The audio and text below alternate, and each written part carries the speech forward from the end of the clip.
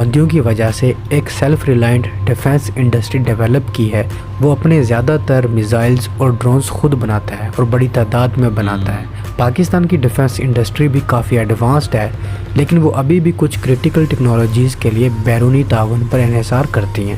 یہ فیکٹر بھی تعین کرے گا کہ پاکستان کتنی تیزی سے اور کتنے سکیل پر اپنے میزائل کے تصویر اس ویڈیو کے اندر ہم دیکھیں گے کیا Can Pakistan build thousands of missiles like Iran?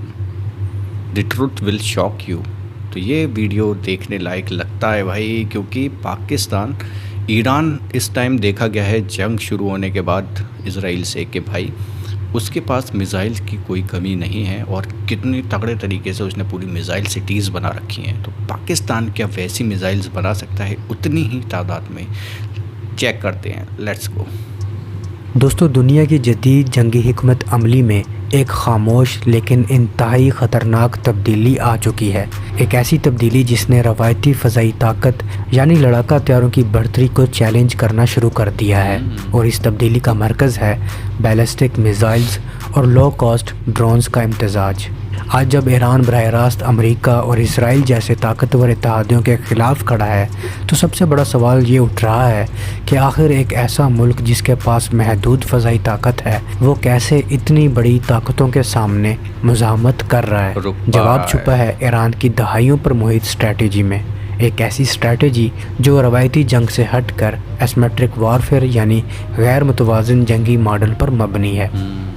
1980 کی دہائی میں ایران عراق جنگ نے ایران کی فوجی سوچ کو ہمیشہ کے لیے بدل دیا۔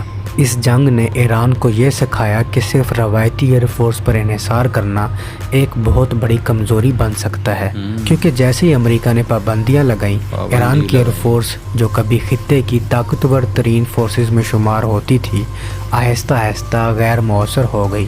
ایران کے پاس کبھی F-14 ٹام کیٹ جیسے ایڈوانس طیارے تھے، F-4 فینٹم جیسے اسٹرائک پلیٹ فارمز تھے، لیکن سپیئر پارٹس کی کمی، جدید اپ گریڈ نہ ہونے اور لاجسٹک بریک ڈاؤن نے ان طیاروں کو تقریباً غیر فعال بنا دیا۔ یہاں سے ایران نے ایک انتہائی اہم فیصلہ کیا۔ اس نے اپنی دفاعی اور جارحانہ صلاحیت کو مکمل طور پر ری ڈیفائن کیا اور فوکس کیا ان ہتھیاروں پر جو وہ خود بنا سکتا تھا، بڑی تعداد میں بنا سکتا تھا اور دشمن کے لیے مہنگے پڑ سکتے تھے۔ یہی وہ لمحہ تھا جہاں سے ایران کے بیلسٹک میزائل پروگرام اور لوٹرنگ منیشنز یعنی خود کش ڈرونز کی بنیاد پڑی۔ ایران نے بیلسٹک میزائلز کو صرف ایک ہتھیار کے طور پر نہیں دیکھا، بلکہ ایک مکمل اسٹریٹجک ایکو سسٹم کے طور پر ڈیولپ کیا ہے، جہاں ہر میزائل ایک خاص رول ادا کرتا ہے، کچھ شارٹ رینج، کچھ میڈیم رینج، کچھ اینٹی شپ اور کچھ پریسائز سٹرائک کے لیے۔ اسی طرح شاہد سیریز کے ڈرونز نے ایران کو ایک ایسا ہتھیار دیا جو کم قیمت، آسانی سے تیار ہونے والا اور بڑے پیمانے پر استعمال کے قابل تھا۔ یہ ڈرونز اصل میں ایک نئی جنگی فلسفے کی نمائندگی کرتے ہیں، جہاں کوانٹٹی خود ایک کوالٹی بن جاتی ہے۔ اگر ہم ایک سادہ مثال لیں، ایک شاہد 136 ڈرون کی قیمت تقریباً $20,000 سے $35,000 کے درمیان ہوتی ہے، جبکہ اسے مار گرانے کے لیے جو انٹرسیپٹر میزائل استعمال ہوتا ہے جیسے پیٹرائٹ یا تھاڈ، اس کی قیمت لاکھوں ڈالرز تک جا سکتی ہے۔ یعنی ایک سستا ڈرون دشمن کو مجبور کر دیتا ہے کہ وہ اس سے کہیں زیادہ مہنگا ہتھیار استعمال کرے۔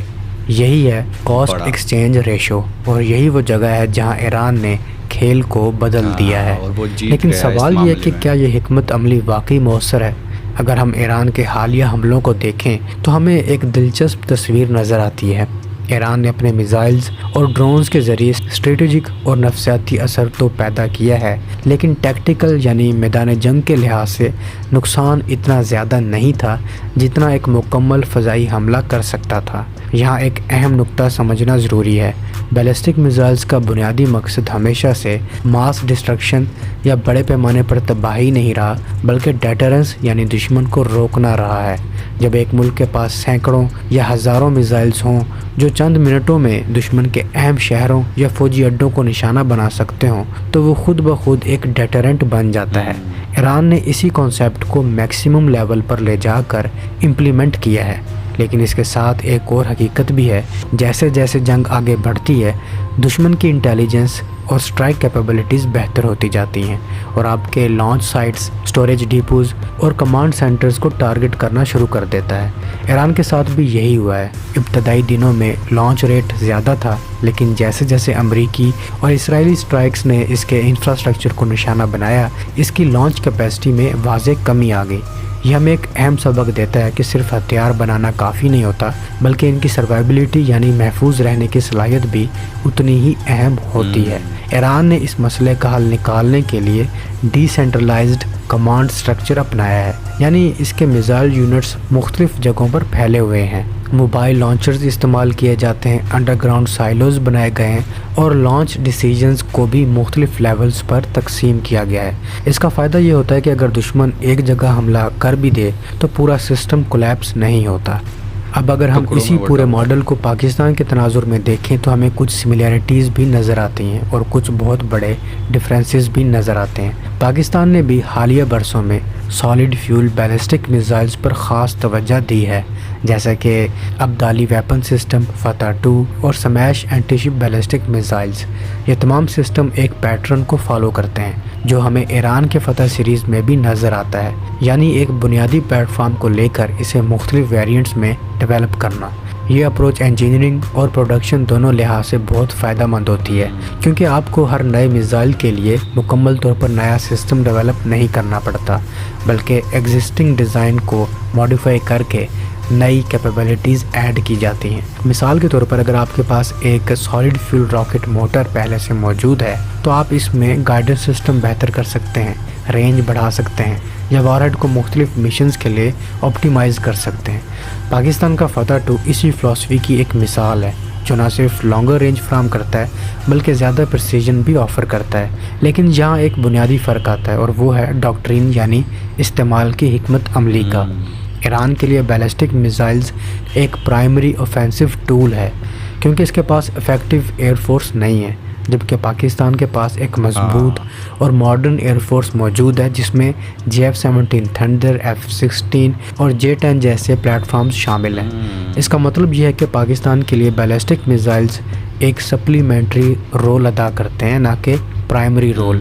یہ فرق بہت اہم ہے کیونکہ یہی چیز تعین کرے گی کہ پاکستان کس حد تک ایران کے ماڈل کو فالو کر سکتا ہے۔ اگر پاکستان مکمل طور پر میزائل سینٹرک اسٹریٹجی اپناتا ہے تو وہ اپنی ایئر پاور کی ایک بڑی اسٹرینتھ کو اگنور کر دے گا، لیکن اگر وہ میزائل کو ایئر فورس کے ساتھ انٹیگریٹ کرتا ہے تو پاکستان ایک ہائبرڈ ماڈل بنا سکتا ہے جو زیادہ فلیکسیبل اور افیکٹو ہوگا۔ یہاں ایک اور اہم عنصر آتا ہے اور وہ ہے انڈسٹریل بیس۔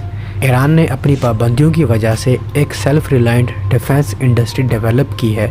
وہ اپنے زیادہ تر میزائلز اور ڈرونز خود بناتا ہے اور بڑی تعداد میں بناتا ہے۔ پاکستان کی ڈیفنس انڈسٹری بھی کافی ایڈوانسڈ ہے، لیکن وہ ابھی بھی کچھ کرٹیکل ٹیکنالوجیز کے لیے بیرونی تعاون پر انحصار کرتی ہیں۔ یہ فیکٹر بھی تعین کرے گا کہ پاکستان کتنی تیزی سے اور کتنے سکیل پر اپنے میزائل کیپیبلٹیز کو ایکسپینڈ کر سکتا ہے۔ اب سوال یہ بنتا ہے کہ پاکستان کو ایران سے کیا سیکھنا چاہیے اور کیا نہیں سیکھنا چاہیے۔ سب سے پہلا سبق ہے کاسٹ ایفیشنسی، یعنی کم قیمت میں زیادہ اثر پیدا کرنا۔ دوسرا سبق ہے سکیلیبلٹی، یعنی آپ اپنے ہتھیاروں کو بڑی تعداد میں پروڈیوس کر سکیں۔ تیسرا سبق ہے سروائبلٹی، یعنی دشمن کے حملوں کے باوجود آپ کا سسٹم کام کرتا رہے۔ لیکن اس کے ساتھ ساتھ پاکستان کو یہ بھی سمجھنا ہوگا کہ اس کا اسٹریٹجک انوائرمنٹ ایران سے مختلف ہے۔ پاکستان کا پرائمری تھریٹ انڈیا ہے، جس کے پاس بھی ایک مضبوط ایئر فورس ہے اور میزائل پروگرام موجود ہیں۔ یہ سینیریو ایران کے مقابلے میں زیادہ ہم آہنگ ہے، یعنی دونوں سائڈز کے پاس تقریباً برابر کی کیپیبلٹیز موجود ہیں۔ ایسے میں صرف میزائلز پر انحصار کرنا ایک رسکی اسٹریٹجی ہو سکتی ہے، بلکہ پاکستان کو ایک انٹیگریٹڈ اپروچ اپنانا ہوگی جہاں missiles, air power, electronic warfare اور سائبر کیپیبلٹیز سب مل کر کام کریں۔ اور یہی وہ جگہ ہے جہاں فیوچر بیٹل فیلڈ شیپ ہو رہی ہے، کیونکہ آنے والی جنگ صرف ٹینک، جہاز اور میزائل کی جنگ نہیں ہوگی، بلکہ سسٹم کی جنگ ہوگی۔ نیٹورکس کی جنگ ہوگی اور سب سے بڑھ کر ڈیسیجن میکنگ سپیڈ کی جنگ ہوگی۔ اگر ہم ایران کے ماڈل کو مزید گہرائی میں دیکھیں تو ہمیں ایک اور اہم عنصر نظر آتا ہے اور وہ ہے لیئرڈ اٹیک اسٹریٹجی، یعنی ایران صرف ایک قسم کا ہتھیار استعمال نہیں کرتا بلکہ وہ بیک وقت کئی لیئرز میں حملہ کرتا ہے۔ سب سے پہلے سستے اور بڑی تعداد میں موجود لوٹرنگ منیشنز یعنی شاہد ڈرونز کو لانچ کیا جاتا ہے۔ ان کا مقصد ہمیشہ ٹارگٹ کو ڈسٹرائے کرنا نہیں ہوتا بلکہ اینیمی ایئر ڈیفنس کو اوورwhelm کرنا ہوتا ہے۔ جب دشمن کے ریڈارز اور انٹرسیپٹرز ان ڈرونز کو انگیج کرنے میں مصروف ہو جاتے ہیں تب سیکنڈ ویو آتی ہے جس میں کروز میزائلز یا بیلسٹک میزائلز شامل ہوتے ہیں۔ یہ ایک کلاسک سیچوریشن ٹیکٹک ہے جہاں آپ دشمن کے ڈیفنس سسٹم کو اس کی لمٹ سے زیادہ لوڈ دے دیتے ہیں۔ یہی وہ چیز ہے جس نے ماڈرن ایئر ڈیفنس سسٹمز کے لیے سب سے بڑا چیلنج پیدا کیا ہے، کیونکہ ایئر ڈیفنس سسٹمز ہمیشہ لمیٹڈ انٹرسیپٹرز کے ساتھ آپریٹ کرتے ہیں اور ہر انٹرسیپٹر کی قیمت بہت زیادہ ہوتی ہے۔ اگر دشمن آپ پر ایک وقت میں 50 یا 100 ٹارگٹس بھیج دے تو تھیوریٹیکلی آپ کے پاس اتنے انٹرسیپٹرز نہیں ہوں گے کہ آپ سب کو روک سکیں۔ یہاں پاکستان کے لیے ایک بہت بڑا سبق موجود ہے۔ پاکستان ٹریڈیشنلی پریسیجن سٹرائک اور لمیٹڈ جنگی ڈاکٹرین پر آپریٹ کرتا ہے، لیکن فیوچر کانفلکٹس میں شاید اسے بھی سیچوریشن ٹیکٹکس کو کنسیڈر کرنا پڑے، خاص طور پر جب اپوننٹ کے پاس ایڈوانسڈ ایئر ڈیفنس سسٹمز ہوں۔ لیکن یہاں ایک ٹیکنیکل چیلنج بھی ہے اور وہ ہے کوآرڈینیشن۔ ایک سکسیسفل سیچوریشن اٹیک کے لیے آپ کو انتہائی ایکوریٹ ٹائمنگ چاہیے، یعنی ڈرونز، میزائلز اور ڈیکوائز سب کو ایک مخصوص وقت پر ٹارگٹ ایریا میں پہنچنا ہوگا۔ اس کے لیے advanced communication system, satellite navigation اور ریئل ٹائم ڈیٹا پروسیسنگ کی ضرورت ہوتی ہے۔ یہاں اے آئی یعنی آرٹیفیشل انٹیلیجنس کا کردار سامنے آتا ہے۔ فیوچر میں ڈرونز اور میزائلز خود ڈیسائیڈ کر سکیں گے کہ انہیں کس راستے سے جانا ہے، کس ٹارگٹ کو ہٹ کرنا ہے اور کس وقت اپنا اٹیک ایگزیکیوٹ کرنا ہے۔ ایران اس ڈائریکشن میں ابتدائی قدم اٹھا چکا ہے، جبکہ پاکستان بھی گریجولی اس کیپیبلٹی کی طرف جا رہا ہے۔ اب اگر ہم پاکستان کے ایمرجنگ راکٹ فورس سٹرکچر کو دیکھیں تو ہمیں ایک انٹرسٹنگ شفٹ نظر آتی ہے۔ روایتی طور پر پاکستان کی میزائل فورسز زیادہ تر اسٹریٹجک رول کے لیے تھیں، یعنی نیوکلیر ڈیٹرنس کے لیے، لیکن اب گریجولی کنونشنل بیلسٹک میزائلز کی طرف بھی توجہ دی جا رہی ہے۔ فتح 1 اور فتح 2 جیسے سسٹمز اس بات کا ثبوت ہیں کہ Pakistan battle field level precision strike capability develop کر رہا ہے۔ یہ میزائلز اصل میں آرٹلری اور ایئر پاور کے درمیان ایک برج کا کام کرتے ہیں۔ جہاں آرٹلری کی رینج لمیٹڈ ہوتی ہے اور ایئر سٹرائکس رسکی ہو سکتے ہیں، وہاں بیلسٹک میزائلز ایک سیف اور افیکٹو آپشن فراہم کرتے ہیں، خاص طور پر ہائی ویلیو ٹارگٹس جیسے enemy command centres, radar stations اور ایئر بیسز وغیرہ کے خلاف۔ لیکن یہاں ایک سوال اٹھتا ہے کہ کیا پاکستان بھی ایران کی طرح میزائلز کو ماس سکیل پر ڈپلوائے کرے گا؟ اس کا جواب اتنا سادہ نہیں ہے، کیونکہ ماس پروڈکشن کے لیے صرف ٹیکنالوجی کافی نہیں ہوتی بلکہ انڈسٹریل سپلائی چین کیپیسٹی اور اکنامک سٹیبلٹی بھی ضروری ہوتی ہے۔ ایران نے اپنی اکانومی کو اس ڈائریکشن میں ایڈجسٹ کیا ہے۔ اس نے کوانٹٹی کو پرائیورٹی دی ہے، حتیٰ کہ بعض کیسز میں کوالٹی کمپرومائز بھی کی ہے۔ پاکستان کے لیے یہ اپروچ رسکی ہو سکتی ہے کیونکہ اسے ایک بیلنسڈ فورس مینٹین کرنی ہے جہاں کوالٹی اور کوانٹٹی دونوں اہم ہیں۔ اب ایک اور کریٹیکل اسپیکٹ آتا ہے اور وہ ہے کاؤنٹر میئرز، یعنی اگر دشمن بھی یہی اسٹریٹجی اپنائے تو کیا ہوگا۔ انڈیا بھی اپنے میزائل پروگرام کو تیزی سے ڈیولپ کر رہا ہے اور اس کے پاس براموز جیسے سپر سونک کروز میزائلز ہیں اور بیلسٹک میزائل ڈیفنس سسٹمز بھی ڈیولپ ہو رہے ہیں۔ اگر دونوں سائڈز سیچوریشن اٹیکس شروع کر دیں تو بیٹل فیلڈ انتہائی کمپلیکس اور انپریڈکٹیبل ہو جائے گا۔ یہاں الیکٹرانک وارفیئر اور سائبر وارفیئر کا کردار بڑھ جاتا ہے۔ اگر آپ دشمن کے کمیونیکیشن سسٹمز کو جام کر دیں، اس کے جی پی ایس سگنلز کو ڈسرپٹ کر دیں یا اس کے کمانڈ نیٹ ورک کو ہیک کر دیں تو آپ بغیر ایک بھی میزائل لانچ کیے اس کی کیپیبلٹی کو کرپل کر سکتے ہیں۔ یہ فیوچر وارفیئر کا ایک بہت اہم پہلو ہے جس پر پاکستان کو زیادہ انویسٹ کرنا ہوگا۔ اب ہم واپس آتے ہیں ایران کے ماڈل کی لیمیٹیشنز کی طرف۔ اگرچہ ایران نے ایک impressive missile and drone ecosystem build کیا ہے، لیکن اس کی کچھ واضح کمزوریاں بھی ہیں۔ سب سے بڑی کمزوری ہے ایکوریسی۔ اگرچہ جدید ایرانین میزائلز میں گائیڈنس سسٹمز امپروو ہوئے ہیں، لیکن پھر بھی وہ ویسٹرن پریسیجن گائیڈڈ منیشنز کے برابر نہیں ہیں۔ دوسری کمزوری ہے بیٹل ڈیمیج اسیسمنٹ، یعنی میزائل لانچ کرنے کے بعد آپ کو یہ معلوم ہونا چاہیے کہ ٹارگٹ ڈسٹرائے ہوا ہے یا نہیں۔ ایران کے پاس لمیٹڈ ISR کیپیبلٹیز ہیں جس کی وجہ سے اسے ریئل ٹائم فیڈ بیک نہیں ملتا۔ یہاں پاکستان کو ایک بڑا ایڈوانٹیج حاصل ہے کیونکہ اس کے پاس بہتر سرویلنس ایسٹس موجود ہیں اور فیوچر میں سیٹلائٹس اور ڈرونز کے ذریعے یہ کیپیبلٹی مزید بہتر ہو سکتی ہے۔ تیسری کمزوری ہے سسٹینیبلٹی۔ لمبی جنگ میں میزائلز کا سٹاک پائل تیزی سے ختم ہو سکتا ہے اور اگر پروڈکشن کیپیسٹی لمیٹڈ ہو تو آپ اپنی اوفینسو کیپیبلٹی کھو سکتے ہیں۔ ایران نے اس مسئلے کو پارشلی سولو کیا ہے لیکن پھر بھی یہ ایک بڑا چیلنج ہے۔ پاکستان کو اگر اسی ڈائریکشن میں جانا ہے تو اسے اپنی پروڈکشن لائنز کو سیکیور اور سکیلیبل بنانا ہوگا۔ اب ایک اور اہم سوال، کیا بیلسٹک میزائلز واقعی ایئر پاور کو ریپلیس کر سکتے ہیں؟ مختصر جواب یہ ہے کہ نہیں، کیونکہ ایئر پاور کی فلیکسیبلٹی ان میچڈ ہے۔ ایک fighter jet multiple missions perform کر سکتا ہے، ریئل ٹائم ڈیسیجنز لے سکتا ہے اور ٹارگٹ کو ویژولی کنفرم کر سکتا ہے، جبکہ میزائل لانچ ہونے کے بعد آپ اسے کنٹرول نہیں کر سکتے۔ یہ ایک فائر اینڈ فارگیٹ ویپن ہے، اس لیے بیسٹ اسٹریٹجی یہی ہے کہ دونوں کو کمبائن کیا جائے۔ میزائلز انیشل ضرب لگائیں، air force follow up strikes کرے اور ڈرونز کنٹینیوس سرویلنس فراہم کریں۔ یہ ایک انٹیگریٹڈ وارفیئر ماڈل ہوگا اور فیوچر کانفلکٹس میں ڈومینیٹ کرے گا۔ پاکستان کے لیے یہی راستہ زیادہ منطقی ہے۔ پاکستان ایران سے انسپریشن لے سکتا ہے لیکن اسے بلائنڈ کاپنگ نہیں کرنی چاہیے، بلکہ اپنی اسٹرینتھ کو مد نظر رکھتے ہوئے ایک کسٹمائز اسٹریٹجی ڈیولپ کرنی چاہیے جس میں missile forces, air force, cyber units اور اسپیس ایسٹس سب ایک دوسرے کے ساتھ فلی انٹیگریٹ ہوں۔ اور شاید یہی وہ چیز ہے جو آنے والے وقت میں جنگ کا فیصلہ کرے گی، کیونکہ فیوچر کی جنگ صرف طاقت کی نہیں ہوگی بلکہ انٹیلیجنس، سپیڈ اور انٹیگریشن کی جنگ ہوگی، اور جو ملک ان تینوں چیزوں میں آگے ہوگا وہی میدان جنگ میں غالب آ جائے گا۔ تو آپ کا اس بارے میں کیا خیال ہے؟ کامنٹ سیکشن میں ضرور بتائیے گا۔ ملتا ہوں نئی ویڈیو میں، تب تک کے لیے اپنے ہوسٹ بلال کو اجازت دیجیے۔ اللہ حافظ۔ کیا پاکستان ایران کی طرح اتنی تگڑی زیادہ تعداد میں میزائل بنا سکتا ہے؟